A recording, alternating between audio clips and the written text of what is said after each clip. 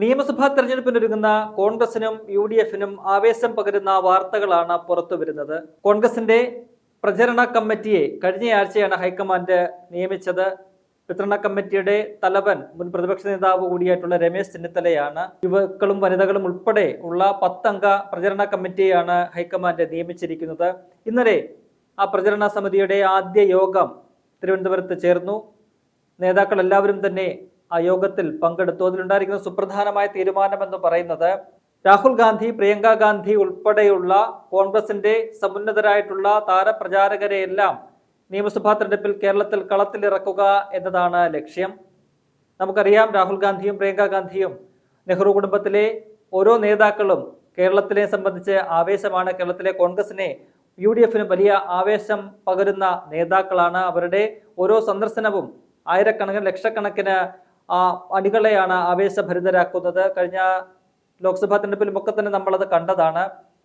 അത്തരത്തിൽ വരുന്ന നിയമസഭാ തെരഞ്ഞെടുപ്പിലും രാഹുൽ ഗാന്ധിയുടെയും പ്രിയങ്ക ഗാന്ധിയുടെയും താരമൂല്യം, അവരുടെ ജനകീയത, ജനപിന്തുണ കോൺഗ്രസിനും UDF-നും അനുകൂലമാക്കുക എന്ന ഒരു ലക്ഷ്യമാണ് കോൺഗ്രസ് നേതൃത്വം ഇപ്പോൾ ഉന്നമിടുന്നത്.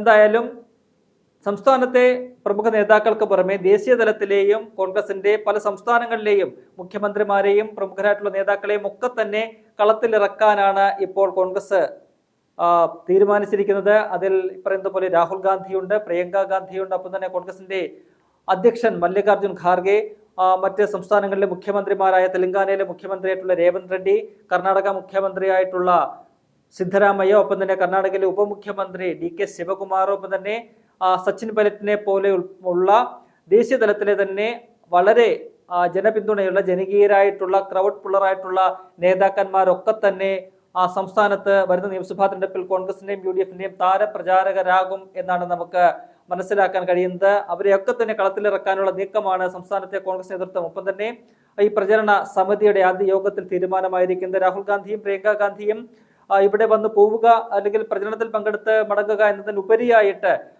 ഈ സംസ്ഥാനത്തെ വിവിധ മേഖലകളിലെ ആളുകളുമായിട്ട് സംവദിക്കുന്ന ഒരു പരിപാടിയും ലക്ഷ്യമിടുന്നുണ്ട്. യുവാക്കൾ, പ്രൊഫഷണലുകൾ ഉൾപ്പെടെയുള്ളവരുമായിട്ട് വിവിധ മേഖലകളിലെ നാനാ തുറകളിലുള്ളവരുമായിട്ടും സംവദിച്ചുകൊണ്ട് അവരുടെ പ്രശ്നങ്ങൾ മനസ്സിലാക്കി അതിനൊരു പരിഹാരം കാണുക എന്ന ലക്ഷ്യത്തോടു കൂടിയാണ് അത്തരമൊരു പരിപാടി ഉന്നമിടുന്നത്. അങ്ങനെ രാഹുൽ ഗാന്ധിയെയും പ്രിയങ്ക ഗാന്ധിയെയും മുൻനിർത്തിക്കൊണ്ട് ഈ പ്രചരണത്തിന് തുടക്കമിടുക അല്ലെങ്കിൽ പ്രചരണം കൊഴുപ്പിക്കുക എന്നതാണ് കോൺഗ്രസ് നേതൃത്വം ലക്ഷ്യം വെക്കുന്നത്. അതിന്റെ തീരുമാനങ്ങളാണ് ഇന്നലെ ഉണ്ടായിരിക്കുന്നത്. ഒപ്പം തന്നെ വിവിധ മണ്ഡലങ്ങളിൽ, വിവിധ ജില്ലകളിൽ ഈ രാഹുൽ ഗാന്ധിയും പ്രിയങ്ക ഗാന്ധിയും പങ്കെടുക്കുന്ന റാലികൾ ഉൾപ്പെടെ സംഘടിപ്പിക്കാൻ, റാലികൾ, റോഡ് ഷോ ഉൾപ്പെടെ സംഘടിപ്പിച്ചുകൊണ്ട് ജനങ്ങളുടെ ഒരു ആവേശം തീർക്കുക എന്നതാണ് കോൺഗ്രസ് ലക്ഷ്യമിടുന്നത്. നമുക്കറിയാം, രാഹുൽ ഗാന്ധിയും പ്രിയങ്ക ഗാന്ധിയും വെറും കോൺഗ്രസിന്റെ നേതാക്കൾ മാത്രമല്ല.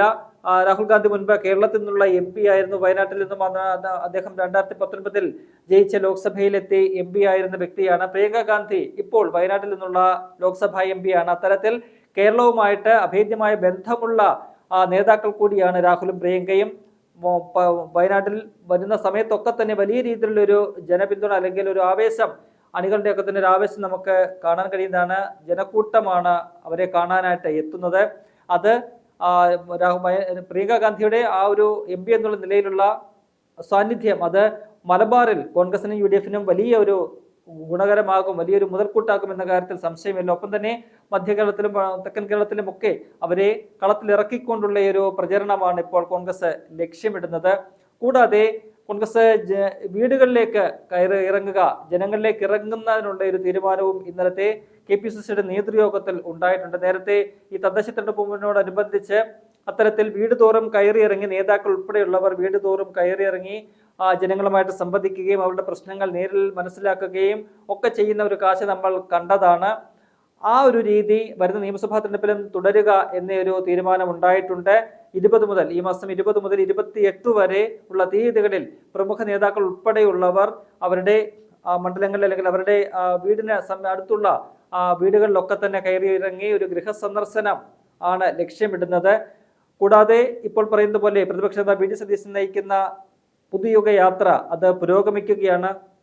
ആ യാത്രയിൽ ഇതിനോടകം തന്നെ ആരോഗ്യ വകുപ്പുമായി ബന്ധപ്പെട്ടുള്ള ഒരു റിപ്പോർട്ട്, ഹെൽത്ത് റിപ്പോർട്ട് സമർപ്പിച്ചിട്ടുണ്ട്. ആരോഗ്യ മേഖലയിൽ എന്തൊക്കെയാണ് നടപ്പിലാക്കാൻ പോകുന്നത് എന്ന സംബന്ധിച്ചുള്ള ഒരു കോൺഗ്രസിന്റെ ഒരു കാഴ്ചപ്പാടാണ്, UDFന്റെ ഒരു കാഴ്ചപ്പാടാണ് അത് പ്രഖ്യാപിച്ചിരിക്കുന്നത്. അത്തരത്തിൽ വിവിധ വകുപ്പുകളിലെ പ്രശ്നങ്ങൾ പഠിച്ച് അതിനുള്ള പരിഹാരങ്ങൾ അല്ലെങ്കിൽ അതിനുള്ള നിർദ്ദേശങ്ങൾ സമർപ്പിക്കാനുള്ള സമിതികളെ, കമ്മീഷനുകളെ ഒക്കെ തന്നെ നിയോഗിച്ചിട്ടുണ്ട്. അവരുടെ പ്രവർത്തനങ്ങൾ തുടരുകയാണ്. വരുന്ന ദിവസങ്ങളിൽ മാർച്ച് 6-ാം തീയതി തിരുവനന്തപുരത്ത് VD സതീശന്റെ യാത്ര സമാപിക്കുന്നതിന് മുൻപായിട്ട് മറ്റു മേഖലകളിലെ, ഒപ്പം തന്നെ വിദ്യാഭ്യാസം ഉൾപ്പെടെയുള്ള ഉന്നത വിദ്യാഭ്യാസം, ഒപ്പം തന്നെ വ്യവസായം ഉൾപ്പെടെയുള്ള മേഖലകളിലെ പ്രശ്നങ്ങൾക്ക് എന്താണ് കോൺഗ്രസ് കാണുന്ന, UDF കാണുന്ന പരിഹാരം, എങ്ങനെയാണ് അത്തരം മേഖലകളെ, കഴിഞ്ഞ 10 വർഷത്തെ പിണറായി ഭരണം തകർത്ത മേഖലകളെ എങ്ങനെയാണ് കോൺഗ്രസ് പുനരുജ്ജീവിപ്പിക്കാൻ പോകുന്നത്, അവിടെയൊക്കെ തന്നെ എന്താണ് കോൺഗ്രസിന് ബദലായിട്ടുള്ള നടപ്പിലാക്കാൻ കഴിയുന്ന പദ്ധതികൾ എന്നതുൾപ്പെടെയുള്ള ഒരു രൂപരേഖ തയ്യാറാക്കി വരികയാണ്. അതും വരുന്ന ദിവസങ്ങളിൽ പ്രഖ്യാപിക്കുമെന്നാണ് മനസ്സിലാക്കാൻ കഴിയുന്നത്. അത്തരത്തിൽ